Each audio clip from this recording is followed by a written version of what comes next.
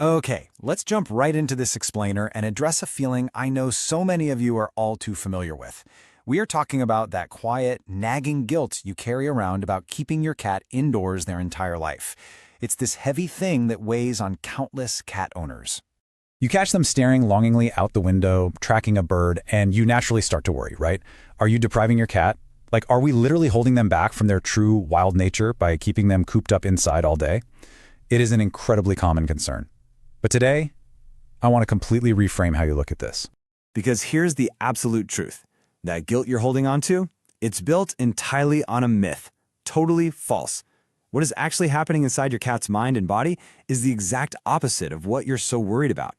And honestly, if you keep believing you're depriving them, you might actually be missing out on what they have been trying to give you this whole time. So let's look at Section 1, the lifespan reality, and the absolute truth about outdoor survival. Look at this gap on the chart, it's wild. Indoor cats regularly live 12 to 18 years, with plenty cruising right into their 20s. But for stray and feral cats outside, the ones with the exact same genetics and the exact same instincts, they usually only survive 2 to 5 years. The outside world is incredibly harsh, and the only difference between an 18-year lifespan and a 5-year lifespan is a door.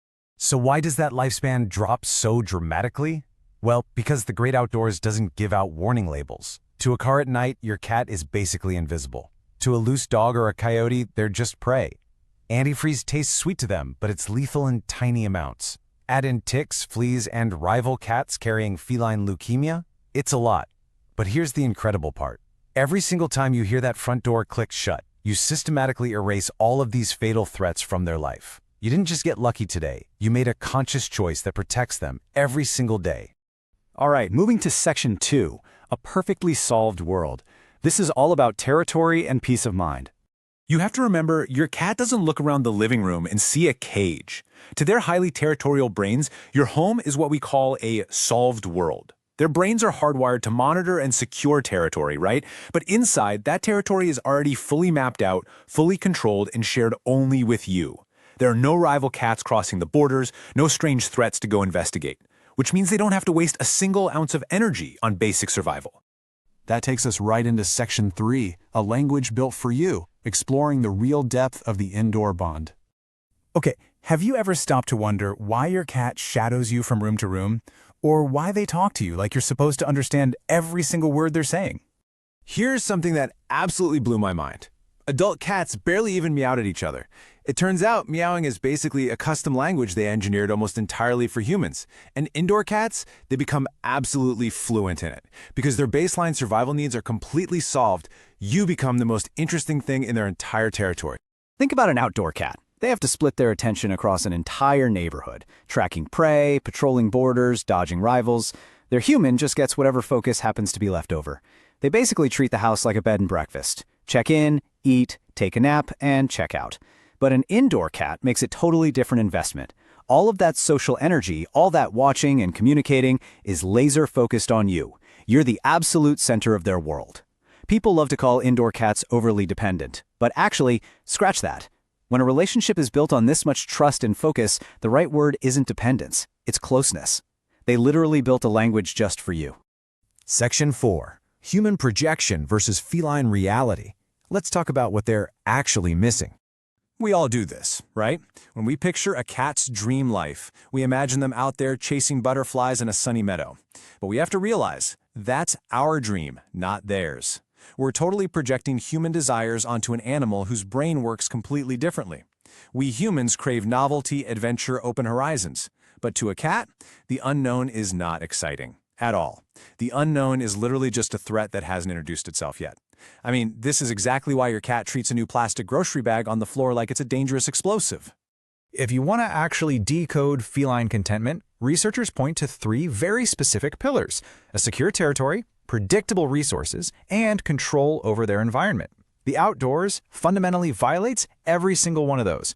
Outside, territory is contested every single night. Resources are a total toss-up, and an outdoor cat controls almost nothing, which means their stress hormones never fully switch off.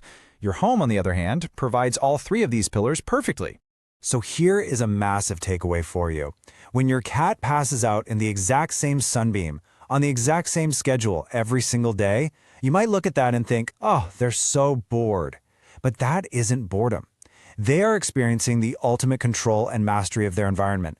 They know every single surface, every hiding spot, and exactly when the food bowl gets filled. And that brings us to Section 5, the silent feline patient, and the secret that actually saves lives. Remember, your cat evolved as both the hunter and the hunted. And because showing weakness in the wild makes an animal an immediate target for predators, cats developed one of the most stubborn survival instincts on the planet. They must hide their pain, completely mask any weakness, and act totally normal until it is physically impossible to keep the act up. Because of this deeply ingrained instinct, cats will literally fake being fine, hiding severe illnesses like kidney disease, thyroid issues, or diabetes for months, sometimes even years.